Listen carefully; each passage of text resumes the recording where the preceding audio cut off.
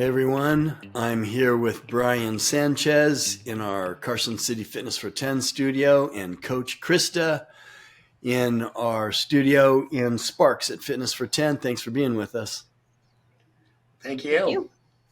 All right, we're going to talk about this calorie in, calorie out thing, calories and how much do they matter? And of course they matter. If you eat too many calories and you eat more than you burn, you're going to get bigger. That's just what's going to happen. But you've got to look at this from a broader perspective. And just to give you an idea before you guys start talking about this, I've got this list here of some foods that I went and looked up. And I'm going to give you two sets of foods. And this will give you an idea about what we're talking about with calories and macros. So if you ate 2 chocolate donuts, a whole bag of potato chips, one of the big bags, but the little thin ones, the little thin ones, you could eat that in minutes, right? While you're watching TV or whatever. So 2 chocolate donuts, a bag of potato chips, and a mocha latte from your favorite coffee shop. That's 2,217 calories. And it is 16 grams of protein. I've given this example before, but it's such a good one for this topic. Now, or you could eat 10 cups of broccoli. That's a lot of food. 10 cups of broccoli, 10 eggs. That's a lot of food. And a pound of chicken breast. So to repeat, 10 cups of broccoli, 10 eggs, and a pound of chicken breast. That is 217 grams of protein, and it's less calories than the other group I gave you. It's 1,880 calories, roughly, for all that food. Who can consistently eat that much food? Maybe Brian, but I can't eat consistently. There's no way you can do that, Christy. You can't eat that much food every day. And my stomach hurts just thinking about it. even half of it would be hard. And if you're at half of it, you're at, Sounds under like an 1,000 appetizer calories. to me. So you guys are experienced with exercise and eating right and being healthy. So Krista, you've had phenomenal results. You've lost 100 pounds.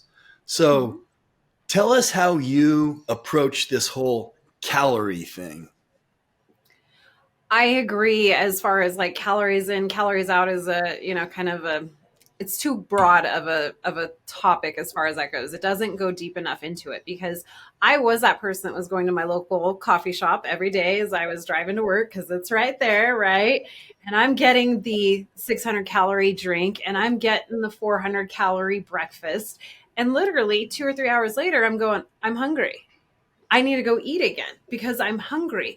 So yeah, I'm consuming these calories, but what's the quality of the calories that I'm consuming? Am I getting the nutrients and am I feeling full long enough afterwards to where I'm not going to go eat another donut or another sugary drink that doesn't support my goals? And that's what it comes down to is, yeah, you can go because it fits into your calories in versus calories out. But what's the quality? Like, do you feel like crap after you ate all that food? Probably. Is that helping you? Probably not. Yeah, it's like a calorie is a calorie, but food is not food.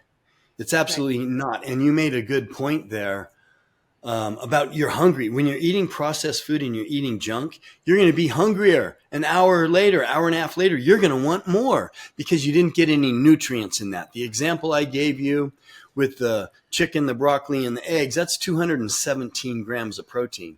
The other example, the junk food, was 16 grams of protein. So tell us about it, Brian. Hey, that actual eating amount, I could probably dust in about 4 meals in a day. That's Chips. You mean the chips, right? The chips, I'd have to do that 10 times. Look, the quality of calorie is so absolutely important. And you guys know I eat pretty much whatever I want half the time, but I also understand the quality of calories. And what I eat through the morning is so specific so that I get clean calories in. It's that important. I could probably get my same caloric value by lunchtime if I did eat, you know, 2 donuts in the morning, but I'd be starving by 9 o'clock. Mhm. I don't think, what's that big word? You know, everybody, I'm a knuckle dragger. I don't use big words well. There's a big word about when you're feeling hungry or you feel full, Satiated. satiated. There we go. It's too big. It's hard for me to even say. Um, but to get that feeling, you got to eat some good hearty foods. Donuts aren't going to do it. Chips aren't going to do it. It's like if you were to get on a weight loss program that's a point counter, and just so you could stay within your calories, you don't eat all the good foods they recommend for the day. And then by the end of the day, you might have, like a cup of broth in the morning to tide you over. And maybe at lunch, you have a half a salad with a piece of lemon. And then maybe at dinner, you have, 1 ounce of fish so you can drink 5 glasses of wine at night. You just destroyed your meal planning for the day. It's not about the calories coming in the sense of just count and stay under a certain number. It's a big difference between eating 2,000 quality calories and 2,000 garbage calories. It also has a big play on how it impacts your bloods. Think about this. Those people that are eating in a fashion where they go, well, I'm just managing my stuff, but my triglycerides are so high. Well, that's because you've got a floating sugar system in your body. It's running rampant from, the 2 bottles of wine at night and the 6 scoops of ice cream. What I like to tell people is when they're in those kind of eating systems, you got to equate each cocktail to a chocolate sundae. That's what you're doing every time you drink one.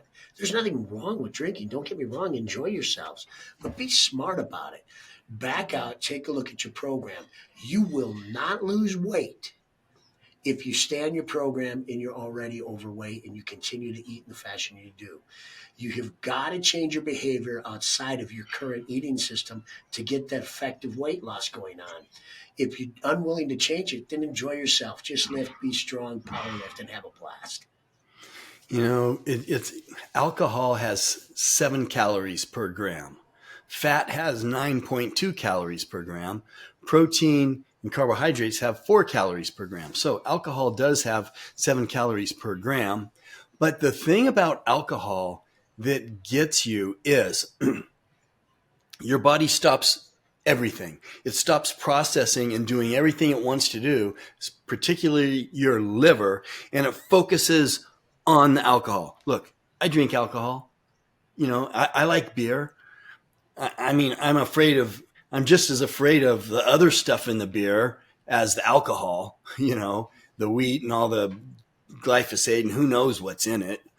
But your body stops processing everything else and it focuses strictly on the alcohol. So for your body to take the time and process that alcohol, it's not doing its job. And I think that's the biggest, punch in the gut that alcohol gives you. I see you nodding your head, Krista. I'm not a big drinker to begin with because for me it's empty calories and I want my chocolate. So so if I'm going to pick and choose, I'm getting my chocolate and you can keep your glass of wine for you, but yeah, absolutely. There's a choice. What's funny is now I'm going to show my age a little bit. I always bring up the cartoon Popeye, right? Like he was always flexing, right? What was he eating? Spinach. Spinach. Right? And I always bring that up to my clients. If you are in this position where you're trying to lose fat, you're trying to gain muscle, guess what? You got to feed the muscle like Popeye and we got to eat clean because that's where the change happens. Yeah. So I guess the big point here is you just said it, Krista. You have to eat clean.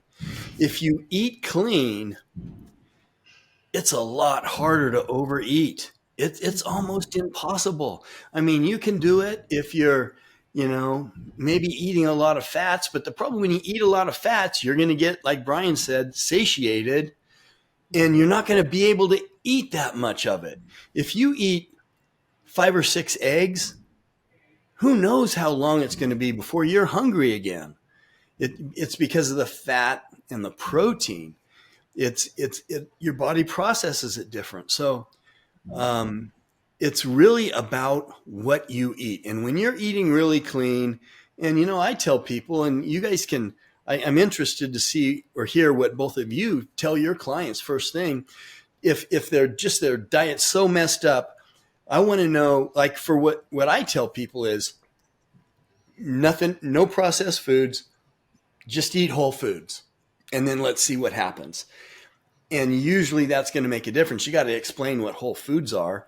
But what is your first advice to a client that you have that, wants to lose weight and you want to, clean up their diet? Krista, what's the first thing you tell them? Eat more protein. I don't care. That's where you're starting, is start tracking your nutrition. And if you are going to your local coffee shop every morning and you're ordering that drink and that whatever, add some protein. I don't care what it is. I don't care how it is, but start adding in the protein. I always come at it as a stance of start adding things in before we start taking things away, because then we switch into that diet mentality, right? Of I can't have this, so now I crave it even more. So what can you add in to start bringing in more of those healthy, full pieces of nutrition into your nutrition? That's great, and yeah, because most Americans do not, especially older and especially your clients, they're not getting enough protein. My mother-in-law, my wife asked her, "So are you getting enough protein?" She goes, "Oh yeah." So my wife said, "Well, what did you eat today?" She goes, "I had an egg and some peanut butter."